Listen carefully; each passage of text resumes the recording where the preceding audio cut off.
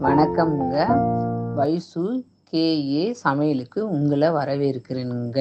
தட்டைப்பயிருங்க குழம்பு வச்சு நம்ம பார்த்துருக்கோமுங்க.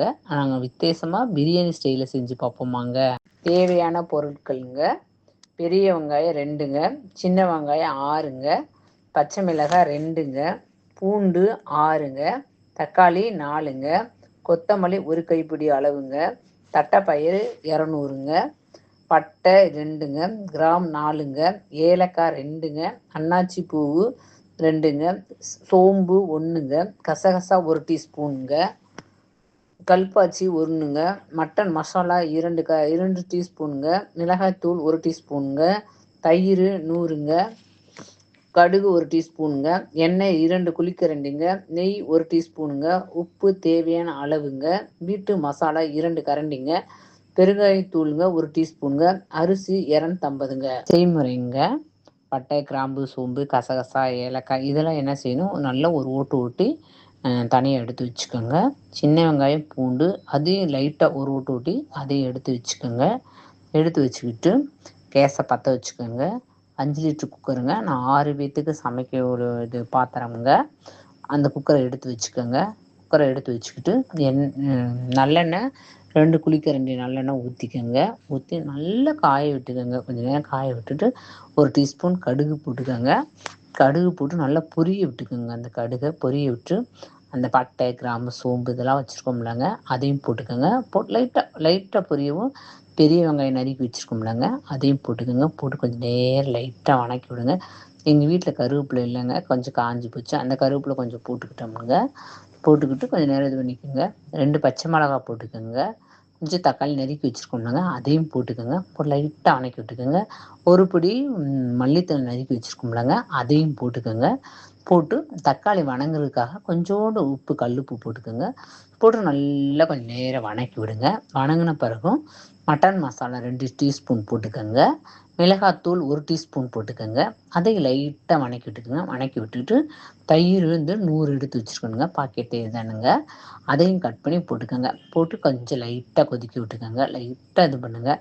பண்ணிவிட்டு நீங்கள் கொஞ்சம் நேரம் இது பண்ணிட்டு தட்டைப்பயிர் ஓவர் நைட்டு ஊற வச்சுக்கோங்க. ஊற வச்சுட்டு காலையில் அரை வேக்காடை வேக வச்சுக்கோங்க. வேக வச்சுட்டு அதை தண்ணியோட அந்த இது நம்ம வெங்காயத்தெல்லாம் போட்டுக்கோங்க, அந்த பாத்திரத்தில் கொட்டிக்கோங்க.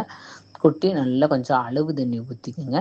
அளவு தண்ணி ஊற்றிட்டு கிண்டி விட்டுக்கோங்க. கிண்டி விட்டுட்டு உப்பு குடிச்சு பாருங்கள். கூடு குறையுது எல்லா பேத்துக்கும் இருக்கும். எங்களுக்கு நாங்கள் உப்பு கம்மியாக தாங்க சாப்பிடுவோம். அதாச்சும் நீங்கள் உப்பு போட்டு நாங்கள் கொஞ்சம் குடிச்சு பாருங்க. கொஞ்சம் உப்பு கம்மியாக இருந்துச்சுங்க, உப்பு போட்டுக்கோங்க. போட்டு விட்டுட்டு கிண்டி மூடி விட்டுக்கோங்க. மூடி விட்டுட்டு அரிசி 1/4 கிலோ அரிசிங்க, 300 அரிசி எடுத்துக்கோங்க. எடுத்து அந்த அரிசி எடுத்து கொஞ்சம் நேரம் ஊற வச்சு நல்லா 2-3 நேரம் நல்லா கழுவிக்கோங்க. கழுவிட்டு லைட்டாக ஊற வச்சுக்கோங்க. ஊற வச்சோன்னே இங்கே தட்டைப்பயிறு எல்லாமே தலை நல்லா கொதிக்கணுங்க. நல்லா கொதிக்க விட்டுட்டு அரிசியை கழுவி போட்டுக்கோங்க. போட்டு விட்டுட்டு நல்லா ஒரு கிண்டி விட்டுக்கோங்க. கிண்டி விட்டுட்டு அந்த ஸ்டேஜில் கொஞ்சம் கட்டாயம் பெருங்காயத்தூள் போடணுங்க. போடாமல் இருக்கக்கூடாதுங்க. ஏன்னா தட்டைப்பயிறு கொஞ்சம் வாயு பிரச்சனை இதெல்லாம் சில பேருக்கு இதாகுங்க. போட்டுக்கோங்க. போட்டு அதையும் லைட்டாக கிண்டி விட்டுக்குங்க. கிண்டி விட்டுட்டு மூடி விட்டுக்கோங்க. மூடி விட்டு நல்லா தலை நல்லா கொதிக்க விடுங்க. அரிசியை கொதிக்க விட்டு அப்புறம் வீட்டு மசாலா 2 டீஸ்பூன் எடுத்துக்கோங்க. அதை போட்டுக்கோங்க. போட்டு நல்லா கிண்டி விடுங்க. கிண்டி விட்டுட்டு வீட்டு மசாலா ஏன் உங்களை இதில் அரிசி போட்டப்புறம் போட சொல்லேன்டா, முன்னாடி போனால் ஒரு மாதிரி கருக வாடை வருங்க. அதுக்காகத்தான் அப்படி போடுறது. கண்டிப்பாக வீட்டு மசாலா போடணுங்க.